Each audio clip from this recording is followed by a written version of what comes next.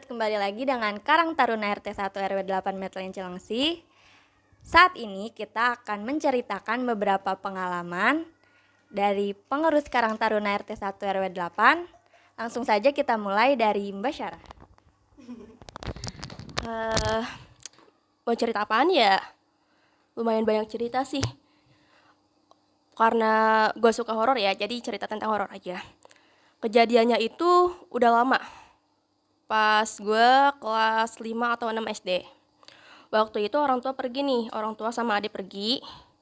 Ada acara keluarga gitu di Jakarta. Terus habis itu, kan gue sendiri nih di rumah kan. Biasanya kalau hari weekend itu suka main. Ajaklah teman kecil. Pasti kalian tahu siapa teman saya ini. Oh iya, aku tahu. Nah, waktu itu kalau nggak salah pas siang-siang. Pas siang-siang kita habis main dari luar kan ke rumah gua tuh. Masuklah ke kamar kan. Nah, teman gua ini tuh orangnya iseng. Iseng dan ya pas itu dia lagi ngotak-ngatik rak buku gua kan. Nah, pas dia lagi ngotak-ngatik buku itu, gua tuh denger ada suara yang gumaman gitu, kayak kayak gitu. Suaranya pertama itu pelan-pelan. Karena gue tahu nih sifat dia kan suka jahil, iseng. Gue tegur lah, jangan nakutin. Walaupun siang-siang juga kan karena rumah sepi jadi agak gimana gitu. Tapi nih anak ya tetap aja gitu, kayak apa sih asik sendiri ngeratakin buku-buku di rak buku gue. Nah, pas itu suara dehamnya tuh masih kedengeran, tapi gue nggak negur lagi kan. Pas itu posisi gue lagi tiduran nih di ranjang. Kan ranjang itu depan-depanan banget sama pintu kamar. Pintu kamar itu nggak kebuka blok gitu loh, jadi agak setengah terbuka kan di sini berarti ada lowongan gitu ya. Terus ini tembok. Nah pas banget kan kasur gue depan sama pintu. Pas itu gue lagi tiduran gitu. Pas temen gue ini lagi asik-asiknya lagi ngeratak-ngeratak, dia nengok lah ke arah gue mau jalan, ngedeketin gue. Pas dia udah mau deketin, nih anak tiba-tiba lari keluar. Tiba-tiba keluar, dia yang keluar mendadak kayak gitu, gue takut kan. Enggak sih, langsung kaget gitu, kenapa kok tiba-tiba kabur. Apalagi denger apa sih, keinget tadi gue denger suara-suara gumaman yang serem banget menurut gue. Ya udah gue ikut kabur juga lah keluar. Tuh pas keluar rumah dia udah di depan perkarangan kan. Pas itu ada sepeda, itu pintu rumah langsung gue tutup aja, nggak gue kunci. Dia kan keluar bawa sepedanya, gue juga keluar lah bawa sepeda gue jalan. Pas udah agak jauh baru gue nanya, kenapa gitu tiba-tiba langsung kabur kayak gitu. Dia bilang, tadi pas mau ngedeketin gue nih, kan yang pintu yang gak sepenuhnya terbuka itu kan ada ruang kecil kan di sini. Di ruang kecil ini dia ngeliat ada tangan kurus banget, tangannya itu pucat.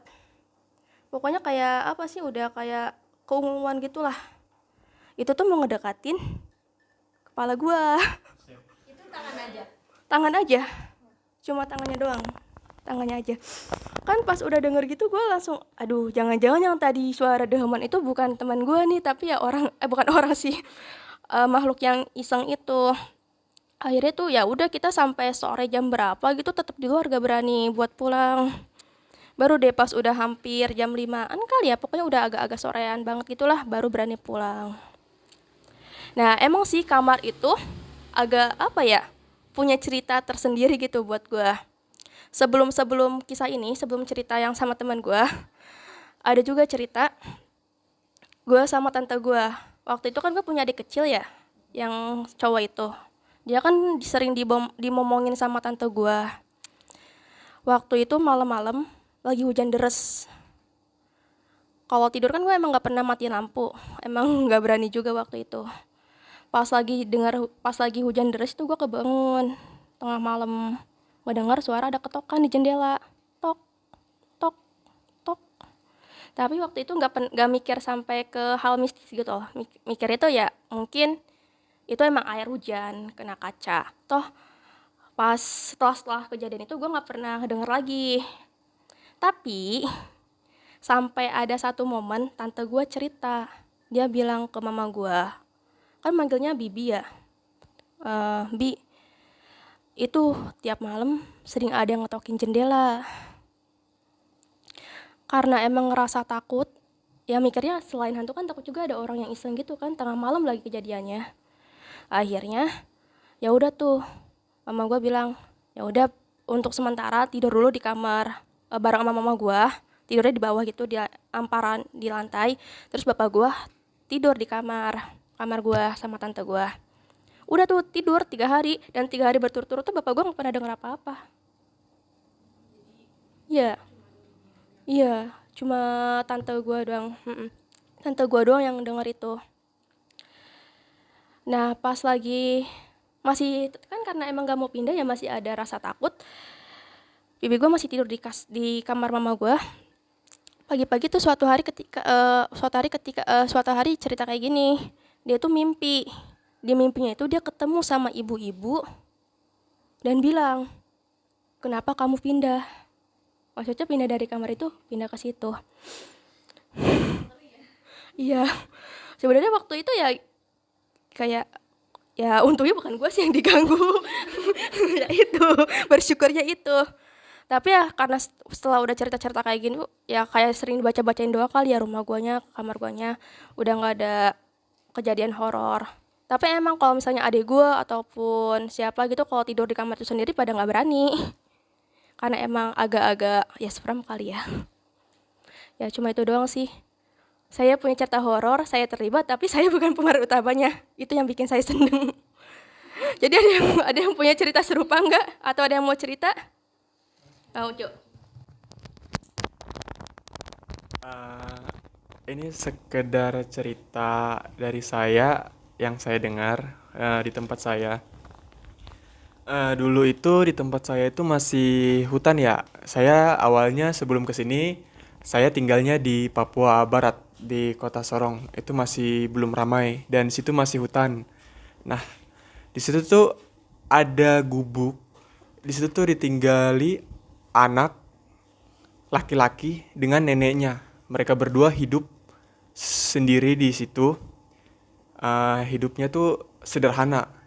Terus eh, cucunya ini dia nggak tahu sebenarnya tuh neneknya itu punya harta banyak di bawah rumah mereka. Nah, pada saat sudah sangat susah itu cucunya itu tuh dia udah berbuat banyak, apa ya, udah sekuat tenaga dah dia tuh berjuang gitu untuk menghidupi gitu kan. Terus akhirnya neneknya itu mau tidak mau keluarin tuh harta harta benda mereka yang keluarga mereka udah turun temurun itu mau dijual. Jadi pada saat sudah dijual harta benda mereka ke kota sebelah, ke desa sebelah, itu mereka tuh udah hidup, udah berkecukupan. Rumah mereka udah direhab semua segala macam, tempat tinggal mereka udah nyaman.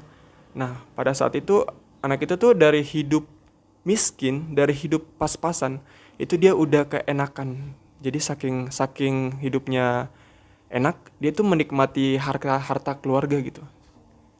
Enak, dia hidup enak, dia foya-foya sana sini, dia ngikut dengan teman-teman gitu. Terus perlahan-lahan karena tidak ada pemasukan dan dia udah tidak ada berkeinginan untuk bekerja, mereka tuh udah mulai miskin lagi. Dan cucunya itu pada saat harta mereka tuh sudah habis, itu mereka udah lapar sekali, miskin sekali gitu.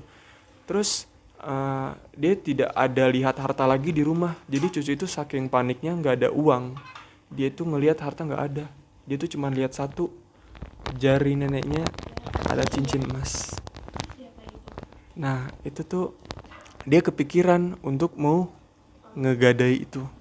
Nah pada saat dia mau bilang ke neneknya untuk ngegadai itu, neneknya tidak mau karena itu sudah dari turun temurun dan itu peninggalan dari almarhum kakeknya. Nah pada saat itu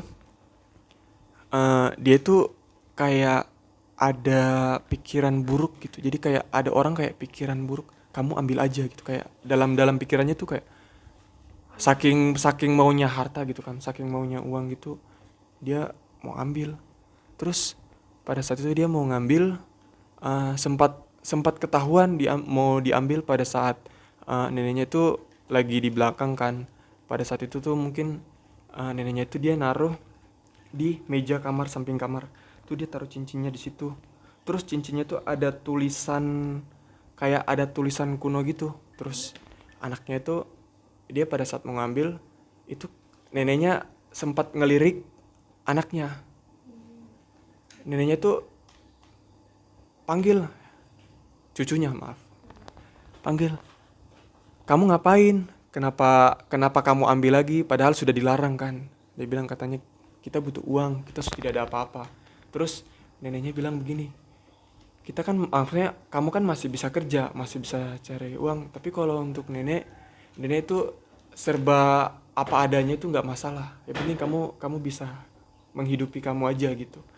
Saking anaknya itu tidak mau, karena dia pengen mau jual cincinnya, bertengkarlah mereka sampai anaknya itu keluar dari rumah.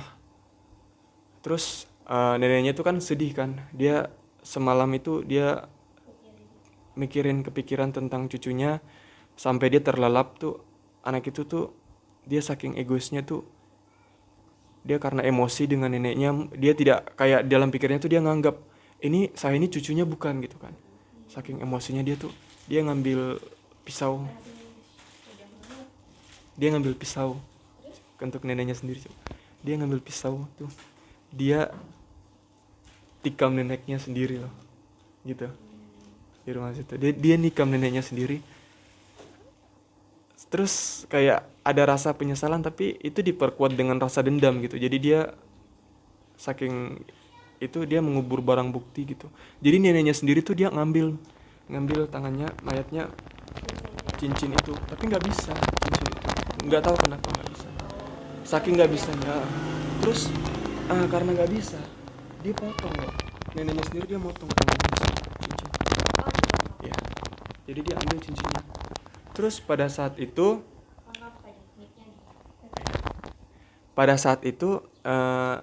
dia kubur sendiri tuh,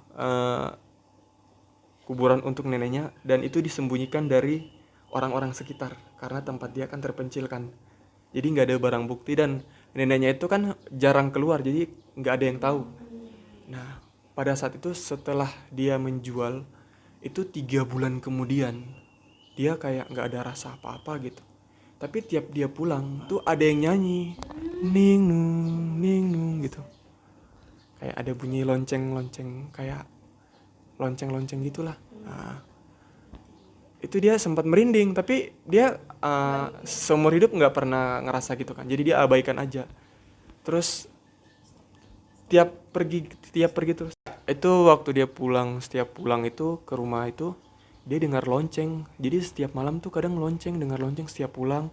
Terus sebelum tidur juga tuh dia kayak ngerasa tuh di jendela tuh ada kayak sosok tinggi gitu. Dia sosoknya tinggi. Terus rambutnya tuh panjang ke belakang. Putih. Dia nggak putih pucat atau putih kayak yang udah tiada gitu, nggak. Dia kayak putih biasa gitu, perempuan.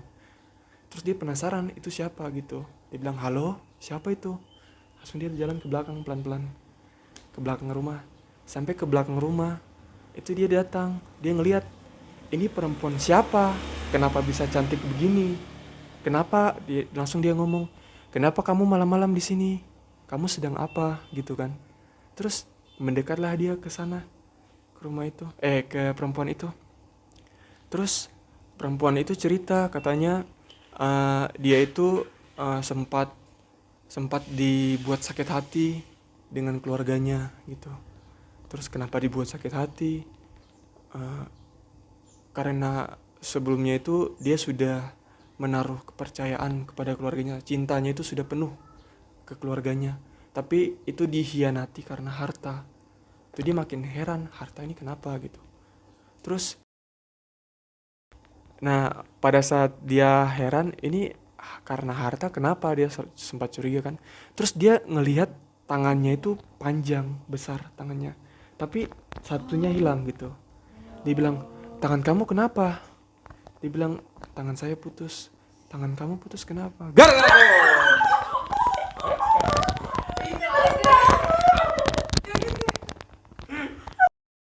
Oke, Dut, dikarenakan baterai kamera sudah mau habis, jadi dilanjutkan ke part 2. Stay tune.